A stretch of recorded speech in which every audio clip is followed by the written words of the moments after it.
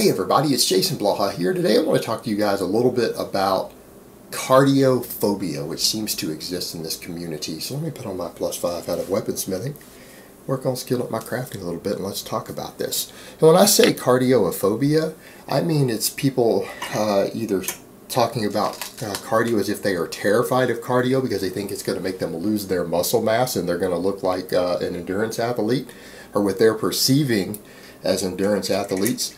Or they brag about not doing cardio, like they actually put memes all over the internet about it, how running is stupid. I've seen shirts that say, I hate running, I hate cardio, at the gym, all the way to people bragging about getting lean without doing cardio. But here's the thing, guys, when you think about it, this concept really has no place in the fitness community. Why? Because not doing cardio isn't fit. Alright, cardio is one of the things that we know that we need to do for overall ideal health, fitness, longevity, athleticism. Alright, we know that. But people have gone so far the other direction now with this community that they're obsessed purely with weightlifting. And I consider weightlifting to be something that is absolutely essential. Resistance training is essential for overall health, fitness, and athleticism also. It shouldn't be optional.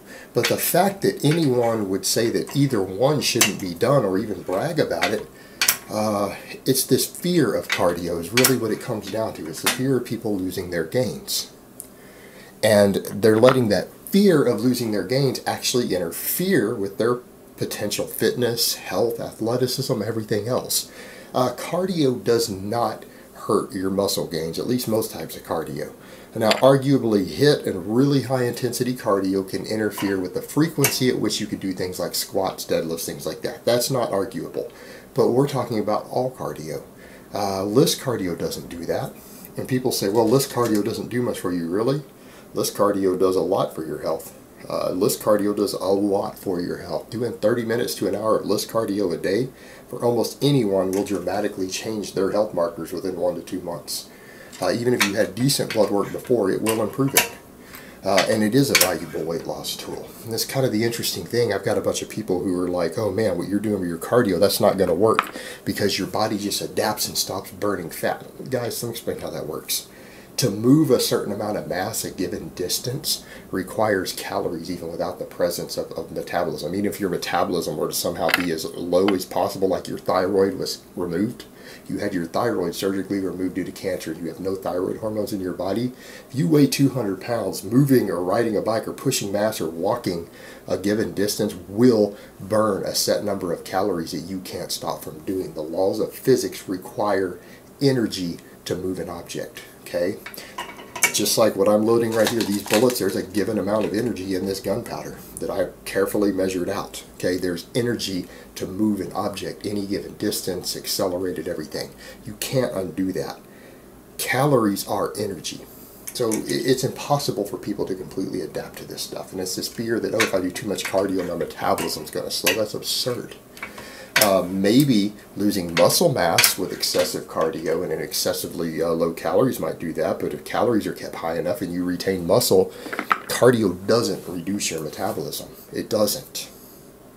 So you don't adapt to that, and then people are saying, oh my gosh, someone can't do 2 or 3 hours of cardio, they'll lose all their muscle, their cortisol levels will go insanely high. I'm seeing that in video comments. Guys, marathon runners put in more cardio than even someone like me does. Okay, lots of people peaking for marathons do that all the time. Endurance athletes oftentimes log up to 40 hours per week of endurance work, sometimes more. Sometimes more. Michael Phelps used to do 48 hours of swimming. 48 hours of swimming a week. Do the math on how many hours a day that is. That is exceeding 6 hours a day. It's 8 hours a day if he does it 6 times a week and takes a day off. Then these people have reasonable amounts of muscle. Now the thing is, people say, but look at these marathon runners, and that's where this has come from. A lot of this is that people have historically tried to say, well, you want to see what you need to do in the gym. Look at bodybuilders and look at marathon runners.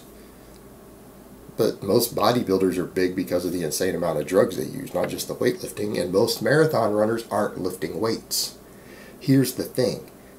Marathon runners aren't skinny and lacking muscle because they do cardio. They probably have gained muscle in their legs from when they were sedentary. It's the fact that they aren't lifting weights. But step back and look at it. How many people look at marathon runners who do lift weights?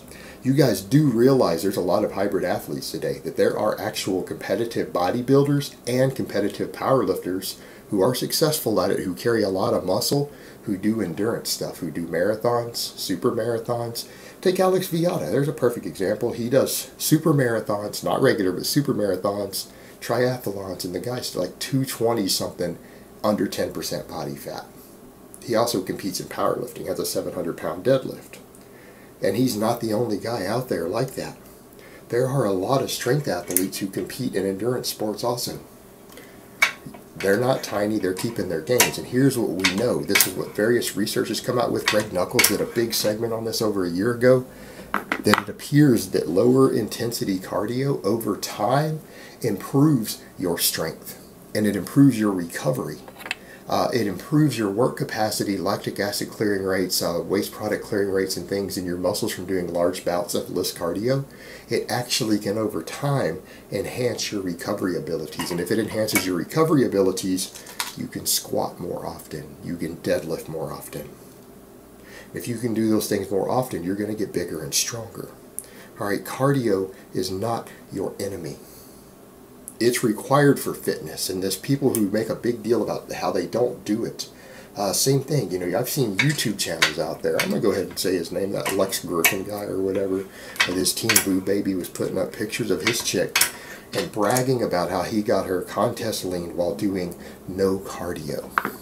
I mean, people actually brag about that now on YouTube, doing no cardio while getting ripped. So basically you decided to just harm your health and be an unhealthy piece of shit.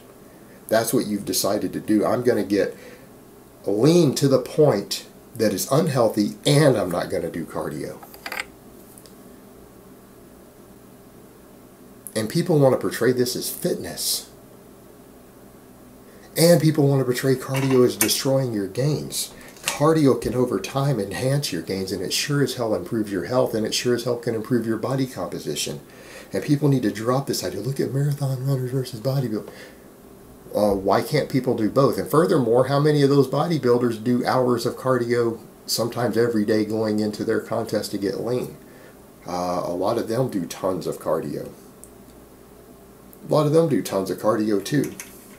And if you want to be athletic and fit, you have to do cardio. You have to do it.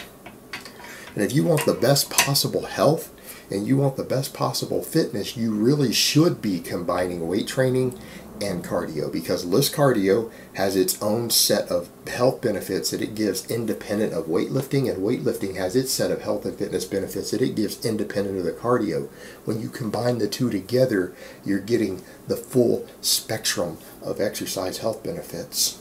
All right, you're getting the best possible results that you could get as far as impacting your health. My God, you combine that with a balanced, healthy diet, and you're giving yourself the best possible chance to be as fit and as healthy as possible at that point. That combination is the winning combination, and people always want to make it as one or the other, or hating one or the other, hating cardio. Cardio can literally enhance your recovery from your training. It can improve your blood work. It can make you healthier, make you live longer, and can speed up your recovery from your weightlifting. And it'll let you eat more calories. You can eat more food while weighing the same body weight. You can eat more food while losing weight. You can eat more food while gaining weight at a given rate. It will let you eat more. It will give you wiggle room on having to be so disciplined in your diet. And people say, well, people should just be more disciplined. They shouldn't need the cardio. Why should they need to be more disciplined with their diet when the cardio allows them to reach the body composition they want while being less disciplined and being more healthy? How's that? Do you want to be more disciplined, or do you want to be healthier and fitter? I mean, again, this masochism you have in the community. No. It's better to just be more disciplined and feel like you're punishing yourself more and not do something that's really healthy for you. You guys see the logic there? It's a self-destructive unhealthy community, and we really, really need to lose this anti-cardio stance in the whole weightlifting and strength training world, because the data is overwhelmingly starting to show that lifters who do cardio over time end up being better for it. Not just healthier, but they end up being better lifters. Alright guys, but that's really all I have to say on that today. I hope it's been informative, and I will talk to you guys next time.